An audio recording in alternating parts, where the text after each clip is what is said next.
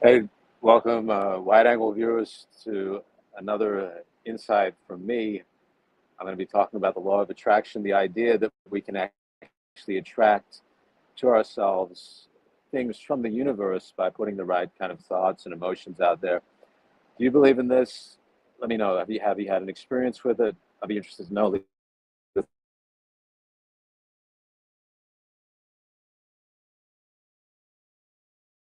I may have gained some insight into how this works, and I want to share that.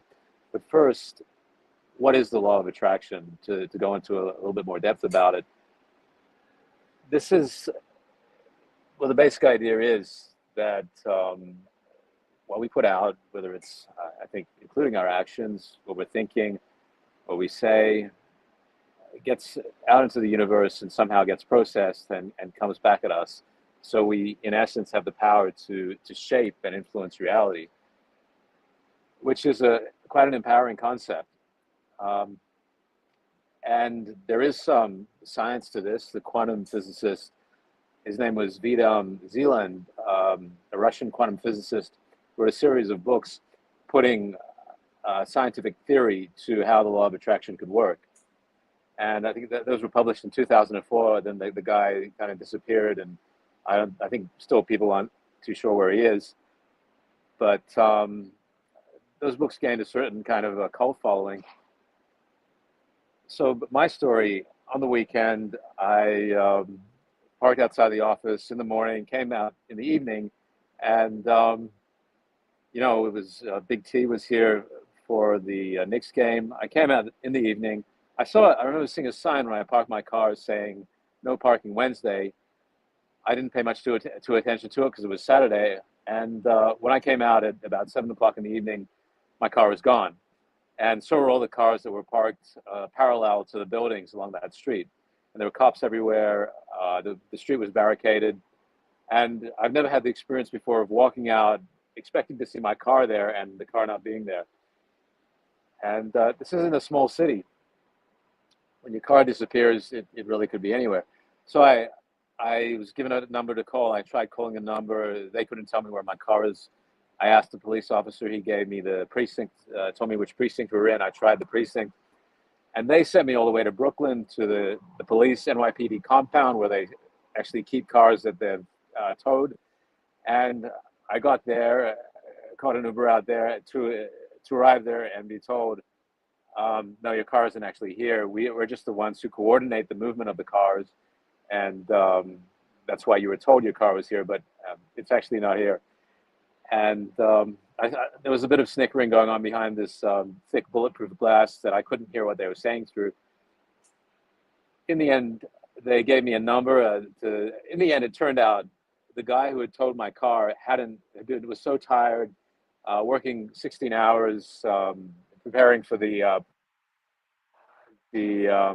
Puerto Rican Day Parade, which is coming the next day, and he had forgotten to actually. He'd written 270 Manhattan somewhere at an address 270 in Manhattan was my car. So I it was getting late, and they couldn't tell me where my car was. I found someone quite helpful there who actually gave me a way to contact her to uh, to get more help in the morning. But it was midnight. I was spent, so I went home. And the next day, I got up at about 8:30 and headed to Manhattan with the intent to try and track down my car. What I did, and I think this brings into something that I've read, and this is some of Adam Zeland's theory about the law of attraction. It's an interesting idea that, and this the question is why, if this exists, if there is this law of attraction that we can actually attract to ourselves the things that we want in the universe through our thoughts and through our emotions, then why isn't everyone doing this? Why do people have such bad circumstances? And well, the answer may be that there are a certain insights that one might need to have about exercising this law to their advantage. And one of the things that Vadim Zeland said, the quantum physicist, the Soviet quantum physicist, was that you can't want something too much because there's an energy to these things. And if you're trying to achieve something that is actually you, see to be beyond your reach, it's not going to happen. If you want something too much, if you have an attraction to someone too much, it's just on a romantic level, it's just not going to happen because it's creating an imbalance in that energy field, something like that. So I had this mindset of not wanting the car back too much, as difficult as that is to achieve. And I thought, I'm out here in Manhattan. I love this city. I love being out here. I've got an excuse to run around the city on my scooter.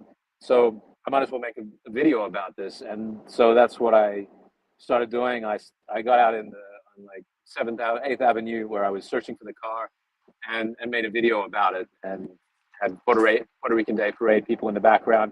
So I brought some interest to that experience. I made it something enjoyable. And around that time, I got in touch with the nice lady from NYPD who had given me a way to contact her. She'd gotten in touch with the tow truck driver who had relocated my car and hadn't put the address down. And he was awake and he gave her an address. I shut out there on my scooter and lo and behold, my car was there. So I think it's possible, maybe the fact that I didn't care that much about getting the car back, I wasn't feeling desperate about it. I made the most of the situation of being out in the city without my car with this seemingly impossible mission of trying to find a car at number 270 of all the 270s that there are out in the city. And I ended up getting my car back in relatively minimal time. Another story further back, more than 15 years ago, I wasn't in New York. I was in a much smaller city, a microscopic city by scale. I was doing completely different work, but I knew I wanted to be doing media stuff. I knew I wanted to be getting people's stories. I knew I wanted to be putting information out there, putting ideas out there. So I would grab my friends and interview them, and I would take photographs to capture what I wanted to capture the best part of them. I wanted to capture the majesty of them. I would get out in the city. I would go to night markets and take photos and send them out. However, whichever way I could, I would publish them. I would send them in emails to my friends. And I didn't care. I grew up as a kid watching Superman and Clark Kent, Christopher Reeve in Metropolis. That idea of being in Metropolis is basically New York. That idea of being a reporter in New York was implanted in my head at a very young age, and I think it's always been there to some extent. So I didn't envision a path to get to New York, but I thought I can capture the essence of getting people's stories within my own circumstances, and that's what I did. And well, somehow here I am, 15 years later, doing a job I love in the city I love, and having a pretty good time with it. So, is that the law of attraction at work? Did I have some insight to that? Have I managed to exploit, you might say, the law of attraction to my desires? What do you think? Have you used it to bring things into your life that you want and have a passion for, and that energize you? Let me know what you think. Leave a comment. If you like this video, please share it, or let me know what you think otherwise. Great to be with you. I'm Brendan Fallon. See you here soon. It's an amazing city.